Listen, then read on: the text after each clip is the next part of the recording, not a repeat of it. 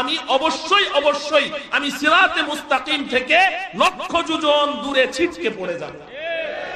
এই কারণে আল্লাহ রাব্বুল আলামিন সূরাতুল ফাতিহার 6 নম্বর আয়াতে আমাদেরকে জান্নাতের পথের পরিচয় সিরাতে মুস্তাকিম দিতে গিয়ে কিতাবুল্লাহর কথা না বলে রিজালুল্লাহর কথা বলেছেন।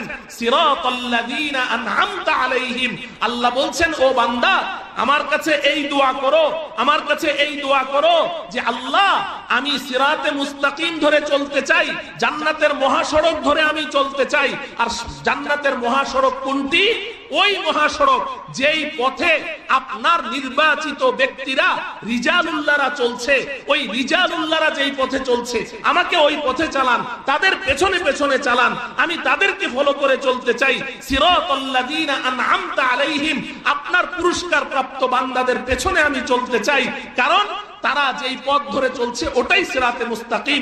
ওরা চলতে চলতে এক সময় জান্নাতে ঢুকে যাবে, আমি ওদের পেছনে পেছনে চলতে চলতে এক সময় সোজা জান্নাতে চলে যাব। আমার প্রিয় ভাই, আমার কথা শেষ।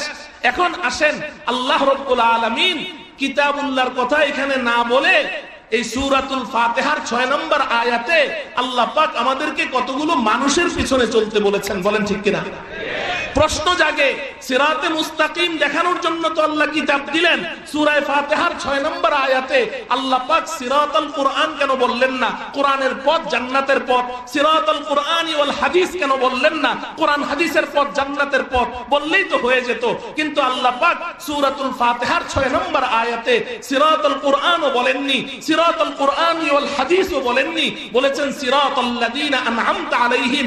এই দুনিয়ার মানুষ, আমার পুরস্কার প্রাপ্ত নির্বাচিত মানুষগুলোকে দেখো, তাদেরকে ফাইন্ড আউট করো, তাদেরকে খুঁজে বের করে করে তাদের পেছনে পেছনে চলো, কারণ তারা যেই পথ ধরে চলছে ওটাই জান্নাতের পথ। মুহতারাম হাজরিন, এখন প্রশ্ন হলো এরা কারা? কাদের পেছনে আল্লাহ চলতে বলেছেন? আল্লাহর সেই পুরস্কার প্রাপ্ত সৌভাগ্যবান বান্দা কারা যাদের পেছনে আল্লাহ আমাদেরকে চলতে বলেছেন? নবীজি সাল্লাল্লাহু আলাইহি সাল্লাম তাদের পরিচয় দিয়েছেন। এই পরিচয়টুকু পেশ করার জন্য আমি আপনাদের থেকে সময় নিলাম। নবীজি বলে দিয়েছেন, লা তাযালু তাইফাতুম মিন উম্মতি মানসুরিনা আলাল হক লা ইয়াদুররুহুম মান খালাফাহুম ওয়া ফি রিওয়ায়াতিন মান খাযালাহুম হাত্তা তাকুমাস সাআ। আমার উম্মতের মধ্যে হক্কানি রব্বানি উলামায়ে কেরামের একটা জামাত কিয়ামত পর্যন্ত সর্বযুগে প্রতি যুগে সব সময় বিদ্যমান থাকবে, যারা হক কথা বলবে, হক পথে চলবে, মানুষকে হকের দিকে ডাকবে। কোন ভৎসনাকারীর ভৎসনা, কোন তিরস্কারকারীর তিরস্কার, কোন জালেম অত্যাচারী রাজা বাদশার জেল জুলুম নির্যাতন তাদেরকে হক কথা বলা থেকে, হক পথে চলা থেকে এক চুল পরিমাণ বিচ্যুত করতে পারবে না। এরাই হচ্ছে সত্যের পথের পথিক, এরাই হচ্ছে মুনআম আলাইহিম, আল্লাহর পক্ষ থেকে পুরস্কার প্রাপ্ত বান্দা। এ কথা আমার নয়, এ কথা নবীজি নিজে বলে দিয়ে গেছেন। মুহতারাম হাজরিন, অতএব যদি এখন আপনি সিরাতে মুস্তাকিম ধরে চলতে চান, আপনি এবার ফাইন্ড আউট করেন, খুঁজে বের করেন কাকে কোনোভাবেই হক থেকে সরানো যাচ্ছে না। হক কথা বলা থেকে, হক পথে চলা থেকে এক চুল পরিমাণ কেউ বিচ্যুত করতে পারছে না।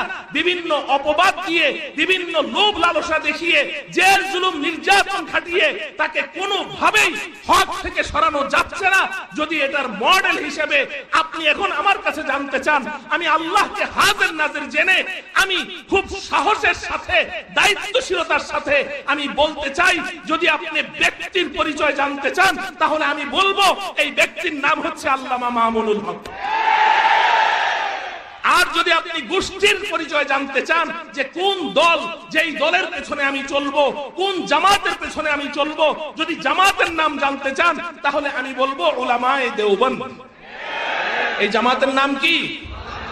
উলামায়ে দেওবন্দ। এটা আমার কথা নয়, এটা বর্তমান বিশ্বের সর্বশ্রেষ্ঠ আলেম শাইখুল ইসলাম আল্লামা তাকি উসমানী হাফিজাহুল্লাহ তাআলা, যিনি গোটা পৃথিবী এই পর্যন্ত 2 বার ভ্রমণ করা শেষ, উনি বলেছেন, मैं पहले तकलीदन कहता था, मैं पहले तकलीदन कहता था, अब पूरी दुनिया सफर करने के बाद बसीरत के साथ कहता हूं उलमाए देवबंद ही हक पर है।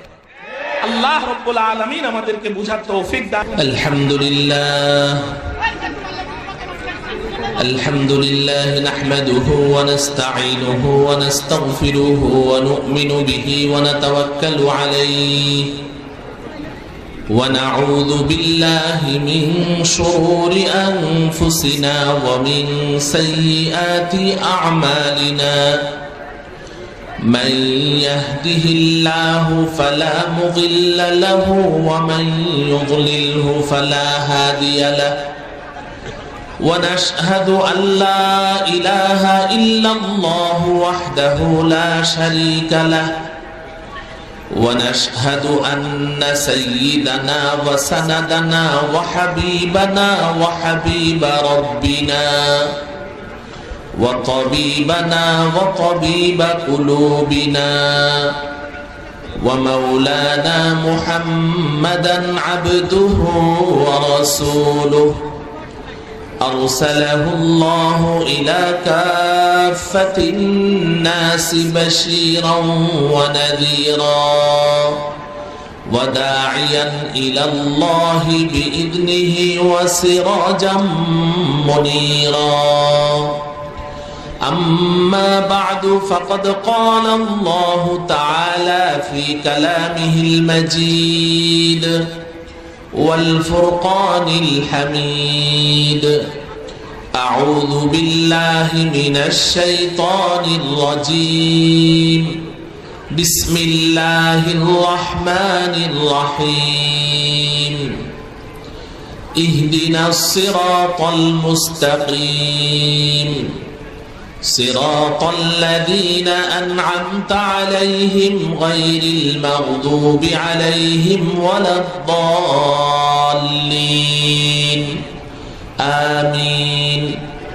وقال تعالى يا أيها الذين آمنوا أطيعوا الله وأطيعوا الرسول وأولي الأمر منكم وقال رسول الله صلى الله عليه وسلم لا تزال طائفة من أمتي منصورين على الحق لا يضرهم من خالفهم وفي رواية لا يضرهم من خذلهم حتى تقوم الساعة رواه الإمام مسلم في صحيحه صدق الله مولانا العظيم وصدق رسوله النبي الكريم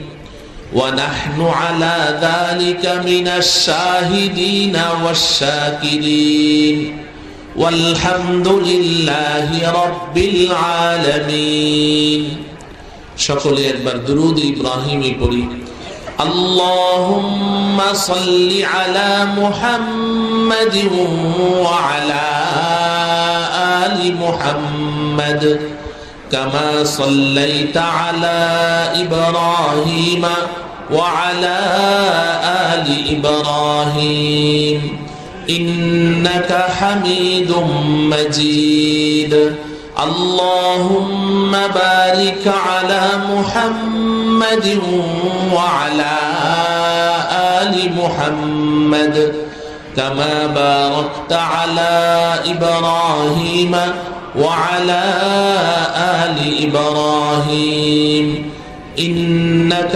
حميد مجيد বাংলাদেশের ঐতিহ্যবাহী দ্বীনি ইদারা জামিয়া আরাবিয়া নূরে মদিনার প্রাক্তন ছাত্র পুনর্মিলনী ফুজালা সম্মেলন, এই ফুজালা সম্মেলনের সম্মানিত সভাপতি হযরত উলামায়ে কেরাম, আইম্মায়ে মাসাজিদ, খুতাবায়ে ইজম, আমার প্রাণাধিক প্রিয় লখতে জিগার আজিজ তালেবানে উলুমে নবুয়ত, সামনে উপবিষ্ট আমার অত্যন্ত শ্রদ্ধাভাজন দীনদার পরহেজগার আল্লাহ প্রেমিক রসুল প্রেমিক উলামা প্রেমিক ধর্মপ্রাণ ভাই ও বন্ধুগণ, পর্দার অন্তরালে আমার মাতৃতুল্য ভগ্নিতুল্য মায়েরা বোনেরা, আমরা যারা আজকের এই বিশাল সম্মেলনে উপস্থিত রয়েছি। প্রতিটি মানুষ আমরা মনে প্রাণে বিশ্বাস করি ও জানি যে বর্তমান আমরা যেই জগতে বসবাস করছি, বাস্তবিক অর্থে আমরা একজনও এই জগতের বাসিন্দা নই। আমাদের আসল বাড়ি, আসল ঠিকানা এই দুনিয়ার জগৎ নয়। সঙ্গত কারণেই প্রশ্ন জাগে, তাহলে আমাদের আসল বাড়ি কোথায়? এই প্রশ্নের জবাবটি খুব সহজে বুঝে আসে আমরা যারা রাজধানীতে বসবাস করি, কিংবা এই এলাকায়ও এমন অসংখ্য দৃষ্টান্ত মিলবে। কাউকে জিজ্ঞাসা করি, ভাই আপনার বাসা কোথায়? বলে গুলশান 2 নাম্বার। আপনার আসল বাড়ি কোথায়? বলে নোয়াখালী। আবার কাউকে জিজ্ঞাসা করি, ভাই আপনার বাড়ি বাসা কোথায়? বলে উত্তরা। আসল বাড়ি কোথায়? বলে ময়মনসিংহ। বাসার ঠিকানা জানতে চাইলে ঢাকা শহরের একটা ঠিকানা বলে, আসল বাড়ি কোথায় জানতে চাইলে দূরের একটা ঠিকানা বলে। এমন বলে কি বলে না? এই এলাকায় এমন আছে না নাই? প্রচুর আছে। যদি জিজ্ঞাসা করি আপনি এই এলাকায় কতদিন যাবত আছেন, বলবে যে আমার জন্মই তো এখানে। তো আপনি এই এলাকাকে আসল বাড়ি না বলে নোয়াখালীকে আসল বাড়ি বলছেন কেন? উত্তর একটাই, ওটা আমার বাপ দাদার ভিটা বাড়ি। আমার প্রিয় ভাইয়েরা, বাপ দাদার ভিটা বাড়ি সন্তানের আসল বাড়ি। যদি তাই হয় তো আমাদের সকলের আব্বাজান হযরতে আদম আলাইহিস সালাম, আম্মাজান হযরতে হাওয়া আলাইহাস সালাম, আমাদের আব্বা আম্মাকে সৃষ্টি করে আল্লাহ রাব্বুল আলামিন যেই বাড়িটি তাদেরকে দিয়ে দিয়েছিলেন, সেই বাড়িটির নাম জান্নাত। তো বাপ দাদার ভিটা বাড়ি যদি সন্তানের আসল বাড়ি হয়, তো আমাদের বাপ দাদার ভিটা বাড়ি যেহেতু জান্নাত, অতএব একজন ইমানদার মুসলমানের আসল বাড়ি কুমিল্লা, নোয়াখালী, সিলেট, চিটাগাং, রংপুর, দিনাজপুর কিংবা কুড়িগ্রাম হতে পারে না। প্রতিটি ইমানদার মুসলমানের আসল বাড়ির নাম কি? জান্নাত। আমরা জান্নাতে ছিলাম এবং জান্নাতে যাব ইনশাআল্লাহ। বলেন ছিলামও জান্নাতে, যাব জান্নাতে। কিভাবে জান্নাতে ছিলাম ওটার ব্যাখ্যা করার সুযোগ তো এখন নেই, আপনাদেরও ধৈর্য নেই, কোনো একজনের জন্য অপেক্ষায় আছেন, তাই না? হ্যাঁ, তো এখানে খুব লম্বা চওড়া সময় পাওয়ার কোনো সুযোগ আমি দেখছি না। এজন্য কিভাবে জান্নাতে ছিলাম সেটার ব্যাখ্যা অন্য সময় করা যাবে। আর আজকের এই মাহফিলে এসেছি কেন? জান্নাতের বাড়ি খোঁজার জন্য, ঠিক কিনা বলেন? আমাদের প্রিয় ভাইয়েরা, এই যে জান্নাত আমাদের আসল বাড়ি, আমরা কি সবাই ওই বাড়িতে যেতে চাই? সবাই যেতে চাই। কারা কারা যেতে চায় হাত উঠাই। হে আল্লাহ, আপনি আমাদেরকে অতি নিরাপদে আমাদের আসল বাড়ি জান্নাতে পৌঁছিয়ে দেন। হাত নামান। আমার প্রিয় ভাই, বাড়ি যেতে হলে বাড়ির পথ চিনতে হয়, তাই না? বাড়ির পথ না চিনলে আপনি অন্য পথ ধরে যদি চলেন তাহলে কিন্তু অন্য কোথাও চলে যাবেন, বাড়িতে যেতে পারবেন না। এজন্য শেখ সাদি রহমতুল্লাহি আলাইহি আরব দেশের একজন মুসাফিরকে লক্ষ্য করে বলছিলেন, তারসাম নারাসি বা কাবা এ আরবি, তারসাম নারাসি বা কাবা এ আরবি, কে রাহ কে তু মিরবি বা তুর্কিস্তানাস।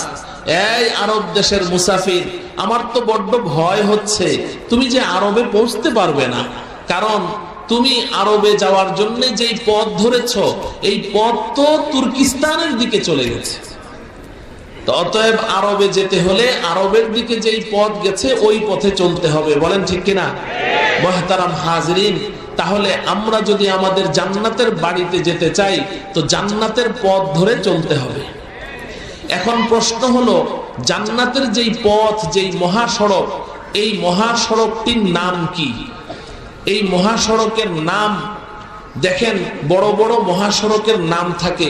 পদ্মা সেতু নির্মিত হওয়ার পরে, এর আগে তো ওই পারে যাইনি ওজরের কারণে, বাবা ঘরে অসুস্থ, দূরে যেতে পারি না, তো সবাইকে বলতাম পদ্মা সেতু হোক তারপর যাব। এখন কাজা কাফারা আদায় করতে হচ্ছে। তা এখন এই পদ্মা সেতু নির্মিত হওয়ার পরে যেতাম, তো যাওয়ার পথে একটা দৃশ্য খুব কষ্ট করে হজম করতে হতো। টোল দিতে হয়, জায়গায় জায়গায় টোল দিতে হয়, তাই না? তা এখন এই প্রথমে এক জায়গায় টোল দেই, তো ওখানে বড় করে লেখা জাতির জনক বঙ্গবন্ধু শেখ মুজিবুর রহমান মহাসড়ক। এই দৃশ্যটা খুব দেখতাম। আলহামদুলিল্লাহ কয়েকদিন আগে আবার গেলাম, তো যাওয়ার সময় দেখি লেখা আছে জাতির জনক হযরত ইব্রাহিম আলাইহিস সালাম মহাসড়ক। বড় সুন্দর করে লেখা আছে। আল্লাহ রাব্বুল আলামিন এই বাংলাদেশ নামের দেশটি যতদিন পৃথিবীর মানচিত্রে আছে, আল্লাহ পাক যেন আমাদের জাতির জনক ইব্রাহিম আলাইহিস সালামের নামটিও ততদিন সেখানে রেখে দেন। তাহলে মহাসড়কের নাম থাকে। তো জান্নাত আমাদের আসল বাড়ি, এই বাড়ির যেই মহাসড়ক, এই মহাসড়কের নাম হলো সিরাতে মুস্তাকিম। বলেন কি কি নাম? সিরাতে মুস্তাকিম। এই সিরাতে মুস্তাকিম হচ্ছে আমাদের জান্নাতের বাড়ির মহাসড়কের নাম। এখন বলুন তো দেখি, এই জান্নাত নামের এই বাড়ির মহাসড়ক সিরাতে মুস্তাকিম ধরে চলা, এটা কি আমার আপনার ক্ষমতার ভেতরে নাকি আল্লাহর তৌফিকের মধ্যে? আল্লাহ যাকে তৌফিক দিবেন সেই সিরাতে মুস্তাকিমের উপর চলতে পারবে, জান্নাতের মহাসড়ক ধরে চলতে পারবে। যদি আল্লাহ পাক তার তৌফিকের হাত তুলে নেন, তাহলে যত বড় শিক্ষিত হোক, যত বড় ক্ষমতাসীন হোক, যত বড় ধনাঢ্য ব্যক্তি হোক, কিংবা সে যদি একজন বিশ্ব আমিরও হয়ে যায়, নিজেকে বিশ্ব আমির দাবি করছে, পৃথিবীর কিছু নষ্ট মানুষ, ভ্রষ্ট মানুষ তাকে বিশ্ব আমির বলেও দাবি করছে, কিন্তু আল্লাহ যদি তৌফিকের হাত তুলে নেন, তো সিরাতে মুস্তাকিম থেকে ছিটকে পড়ে যাবে। সিরাতে মুস্তাকিমের উপরে চলতে হলে আল্লাহর তৌফিক লাগবে। কোন যোগ্যতার বলে কেউ সিরাতে মুস্তাকিম ধরে চলতে পারবে না। এই কারণে মহান রব্বুল আলামিন আমাকে আপনাকে একটি দোয়া শিখিয়ে দিয়েছেন, বান্দা এই দোয়াটি প্রতিদিন আমার কাছে করো, বারবার করো, বারবার করো। ইহদিনাস সিরাতাল মুস্তাকিম। বলেন ইহদিনাস সিরাতাল মুস্তাকিম। এই দোয়াটি আমি আপনি প্রতিদিন কমপক্ষে 32 বার আল্লাহর কাছে করছি। কতবার? 32 বার। 32 বার। এখানে তো আশা করি সবাই নামাজি, তো নামাজিরা প্রতিদিন কমপক্ষে কয় রাকাত নামাজ পড়ে? 32 রাকাত নামাজ পড়ে। 5 ওয়াক্ত নামাজে 17 রাকাত ফরজ, আর সুন্নতে মুআক্কাদা 12 রাকাত, আর 3 রাকাত ভিতর। মোট কত? এই 32 রাকাতে 32 বার আল্লাহর কাছে আমরা এই দোয়া করছি, ওগো আল্লাহ, আমাদের আসল বাড়ি যেহেতু জান্নাত, জান্নাতে যাওয়া ছাড়া আমাদের কোনো উপায় নেই, যে অতএব এই জান্নাতের মহাসড়ক সিরাতে মুস্তাকিম ধরে আমাদেরকে পরিচালিত করুন। এই দোয়া আমরা করছি কি করছি না? ও আমার প্রিয় ভাই, এখন সিরাতে মুস্তাকিম জান্নাতের বাড়ির মহাসড়কের নাম তো জানলাম, কিন্তু এখন সড়ক কোনটি এটা চিনা লাগবে কি লাগবে না? হ্যাঁ, সড়ক কোনটা এটা চিনতে হবে। আমি এই পরিচয়টুকু এখন আপনাদেরকে পেশ করতে চাই, কারণ বর্তমান জমানায় আমরা বড় উদ্ভ্রান্ত বিভ্রান্ত হয়ে আছি যে জান্নাতের বাড়ির মহাসড়ক সিরাতে মুস্তাকিম কোনটি আমরা এটি চিনতে পারছি না। অনেক ধোঁকাবাজ প্রতারকরা পথে পথে বসে আছে, আর ভিন্ন পথে আমাদেরকে সিরাতে মুস্তাকিমের সাইনবোর্ড লাগিয়ে আমাদেরকে আহ্বান করছে। এই কারণে সিরাতে মুস্তাকিম কোনটি এটি আমাদের জানার দরকার আছে না নাই? আচ্ছা, আমি ওই পথটির কথা বলবো, তবে আমার নিজের থেকে নয়। আমি আগে আপনাদের কাছে জানতে চাই, জান্নাত নামের এই বাড়িটি আমাদের জন্য কে তৈরি করেছেন? যিনি জান্নাত তৈরি করেছেন তিনি জান্নাতের পথ বেশি চিনেন না আমরা বেশি চিনি? আল্লাহ বেশি চিনেন।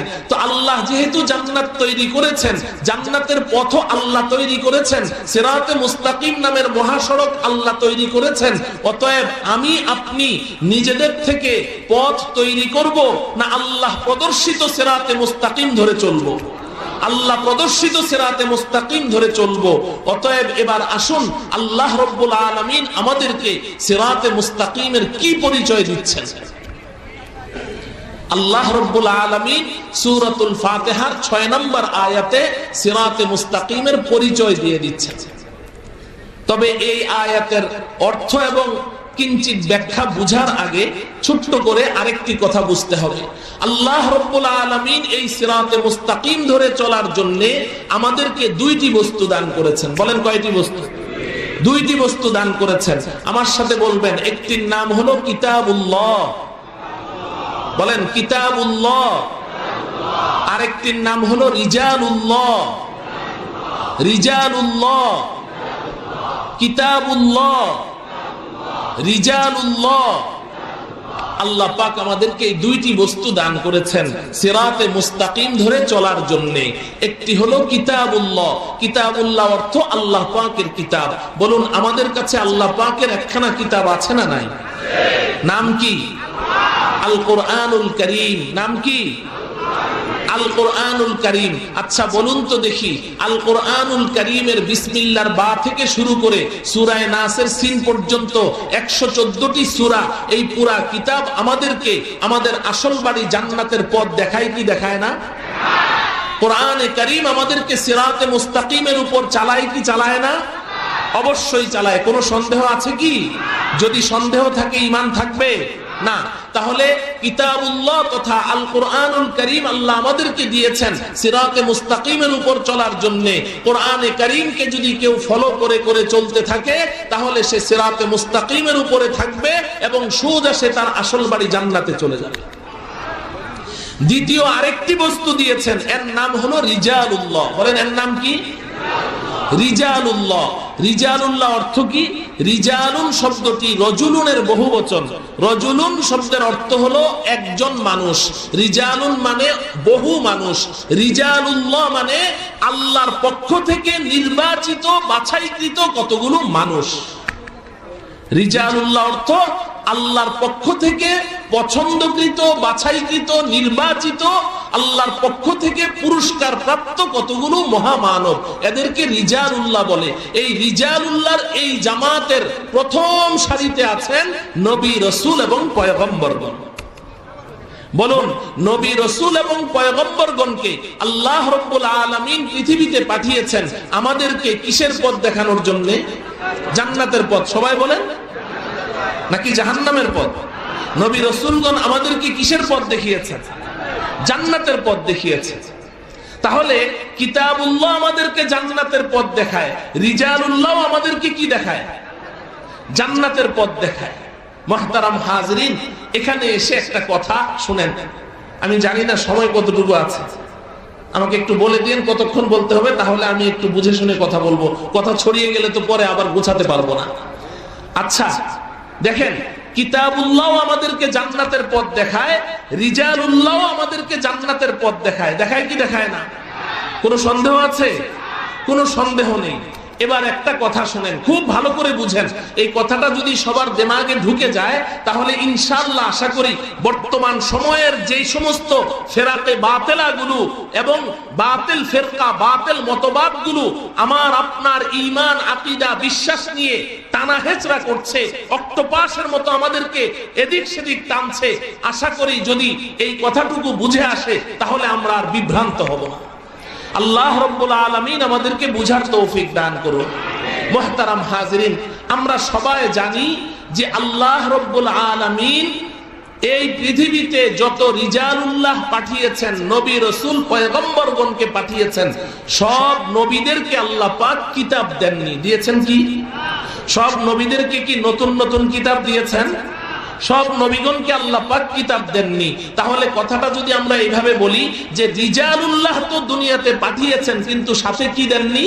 কিতাবুল্লাহ দেননি। কিতাবুল্লাহ ছাড়া শুধু রিজালুল্লাহ পাঠিয়েছেন, অর্থাৎ আসমানি কিতাব ছাড়া শুধু নবী পাঠিয়েছেন। এমন নবীর সংখ্যা মোটেও কম নয়, বরং যাদেরকে কিতাব দিয়েছেন তাদের সংখ্যা সামান্য। সামান্য কিছু নবী রাসূলকে আল্লাহ কিতাব দিয়েছেন, অধিকাংশ নবী রাসূলকে কিতাব ছাড়া পাঠিয়েছেন। তার মানে কি? রিজাল পাঠিয়েছেন, ব্যক্তি পাঠিয়েছেন, কিন্তু কিতাব দেননি। আচ্ছা এবার বলুন তো দেখি, আল্লাহ রাব্বুল আলামিন কিতাবুল্লাহ ছাড়া তো অসংখ্য রিজালুল্লাহ পাঠিয়েছেন, কিতাব ছাড়া তো অসংখ্য নবী পাঠিয়েছেন। এবার বলুন তো দেখি, নবী ছাড়া কয়খানা কিতাব পাঠিয়েছেন? কথা বলেন না কেন? জি, নবী ছাড়া কি একখানা কিতাবও পাঠিয়েছেন? কথা বলেন, একখানা কিতাবও? নবী ছাড়া একটা কিতাবও পাঠান নাই। এবার যদি প্রশ্ন করি, কিতাব ছাড়া অসংখ্য নবী পাঠালেন, কিন্তু নবী ছাড়া একটা কিতাবও কেন পাঠালেন না? এই প্রশ্নের জবাবটা শুধু বুঝেন, এদিকে তাকিয়ে থাকেন, যেই আসবে স্টেজে আপনারা দেখতে পাবেন, এদিকে তাকিয়ে থাকেন। তাহলে নবী ছাড়া অসংখ্য কিতাব আসলো, কিন্তু কিতাব ছাড়া একটা আল্লাহ পাক একজন কি বলে কিতাব ছাড়া অসংখ্য নবী পাঠালেন, কিন্তু নবী ছাড়া আল্লাহ একটা কিতাবও কেন পাঠালেন না? ও আমার ভাই, এই প্রশ্নের একমাত্র জবাব হলো, কিতাবুল্লাহ বুঝতে হলে রিজালুল্লাহর ব্যাখ্যা লাগবে। কিতাবুল্লাহ বুঝতে হলে রিজালুল্লাহর ব্যাখ্যা লাগবে। রিজালুল্লাহর ব্যাখ্যা ছাড়া কেউ কিতাবুল্লাহ বুঝতে পারবে? কেউ যদি রিজালুল্লাহর ব্যাখ্যা ছাড়া, মুহতারাম হাজরিন, তো আমি যে কথা বলছিলাম যে আল্লাহ রাব্বুল আলামিন আমাদেরকে কিতাবও দিয়েছেন, রিজালও দিয়েছেন, কিন্তু আমি যদি আল্লাহর আসমানি এই কিতাব ধরে চলতে চাই, যদি এই কিতাব থেকে জান্নাতের পথ সিরাতে মুস্তাকিম খুঁজে বের করতে চাই, তাহলে আমাকে আল্লাহর পক্ষ থেকে নির্বাচিত ব্যক্তিদের ব্যাখ্যা অনুযায়ী খুঁজতে হবে। যদি রিজালুল্লাহর ব্যাখ্যা ছাড়া আমি যদি কিতাবুল্লাহ থেকে সিরাতে মুস্তাকিম খুঁজে বের করতে চাই, আমি কোশ্চিন কালেও বের করতে পারবো না, এবং আমি অবশ্যই আমি সিরাতে মুস্তাকিম থেকে লক্ষ যোজন দূরে ছিটকে পড়ে যাব। এই কারণে আল্লাহ রাব্বুল আলামিন সূরাতুল ফাতিহার 6 নম্বর আয়াতে আমাদেরকে জান্নাতের পথের পরিচয় সিরাতে মুস্তাকিম দিতে গিয়ে কিতাবুল্লাহর কথা না বলে রিজালুল্লাহর কথা বলেছেন। সিরাতাল্লাযীনা আন'আমতা আলাইহিম, আল্লাহ বলছেন, ও বান্দা, আমার কাছে এই দোয়া করো, আমার কাছে এই দোয়া করো যে আল্লাহ, আমি সিরাতে মুস্তাকিম ধরে চলতে চাই, জান্নাতের মহাসড়ক ধরে আমি চলতে চাই। আর জান্নাতের মহাসড়ক কোনটি? ওই মহাসড়ক যেই পথে আপনার নির্বাচিত ব্যক্তিরা রিজালুল্লাহরা চলছে, ওই রিজালুল্লাহরা যেই পথে চলছে, আমাকে ওই পথে চালান, তাদের পেছনে পেছনে চালান, আমি তাদেরকে ফলো করে চলতে চাই। সিরাতাল্লাযীনা আন'আমতা আলাইহিম, আপনার পুরস্কার প্রাপ্ত বান্দাদের পেছনে আমি চলতে চাই, কারণ তারা যেই পথ ধরে চলছে ওটাই সিরাতে মুস্তাকিম। ওরা চলতে চলতে এক সময় জান্নাতে ঢুকে যাবে, আমিও ওদের পেছনে পেছনে চলতে চলতে এক সময় সোজা জান্নাতে চলে যাব। আমার প্রিয় ভাই, আমার কথা শেষ। এখন আসেন, আল্লাহ রাব্বুল আলামিন কিতাবুল্লাহর কথা এখানে না বলে এই সূরাতুল ফাতিহার 6 নম্বর আয়াতে আল্লাহ পাক আমাদেরকে কতগুলো মানুষের পিছনে চলতে বলেছেন, বলেন ঠিক কিনা?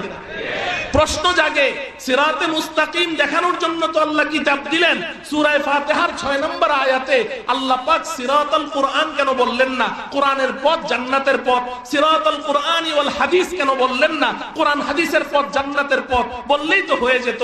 কিন্তু আল্লাহ পাক সূরাতুল ফাতিহার 6 নম্বর আয়াতে সিরাতাল কুরআনও বলেননি, সিরাতাল কুরআনি ওয়াল হাদিসও বলেননি, বলেছেন সিরাতাল্লাযীনা আন'আমতা আলাইহিম। এই দুনিয়ার মানুষ, আমার পুরস্কার প্রাপ্ত নির্বাচিত মানুষগুলোকে দেখো, তাদেরকে ফাইন্ড আউট করো, তাদেরকে খুঁজে বের করে করে তাদের পেছনে পেছনে চলো, কারণ তারা যেই পথ ধরে চলছে ওটাই জান্নাতের পথ।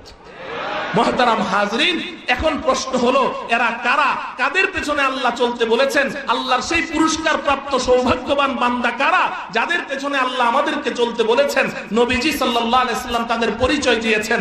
এই পরিচয়টুকু পেশ করার জন্য আমি আপনাদের থেকে সময় নিলাম। নবীজি বলে দিয়েছেন, লা তাযালু তাইফাতুম মিন উম্মতি মানসুরিনা আলাল হক লা ইয়াদুররুহুম মান খালাফাহুম ওয়া ফি রিওয়ায়াতিন মান খাযালাহুম হাত্তা তাকুমাস সাআ। আমার উম্মতের মধ্যে হক্কানি রব্বানি উলামায়ে কেরামের একটা জামাত কিয়ামত পর্যন্ত সর্বযুগে প্রতি যুগে সব সময় বিদ্যমান থাকবে, যারা হক কথা বলবে, হক পথে চলবে, মানুষকে হকের দিকে ডাকবে। কোন ভৎসনাকারীর ভৎসনা, কোন তিরস্কারকারীর তিরস্কার, কোন জালেম অত্যাচারী রাজা বাদশার জেল জুলুম নির্যাতন, তাদেরকে হক কথা বলা থেকে, হক পথে চলা থেকে এক চুল পরিমাণ বিচ্যুত করতে পারবে না। এরাই হচ্ছে সত্যের পথের পথিক, এরাই হচ্ছে মুনআম আলাইহিম, আল্লাহর পক্ষ থেকে পুরস্কার প্রাপ্ত বান্দা। এ কথা আমার নয়, এ কথা নবীজি নিজে বলে দিয়ে গেছেন। মুহতারাম হাজরিন, অতএব যদি এখন আপনি সিরাতে মুস্তাকিম ধরে চলতে চান, আপনি এবার ফাইন্ড আউট করেন, খুঁজে বের করেন কাকে কোনোভাবেই হক থেকে সরানো যাচ্ছে না।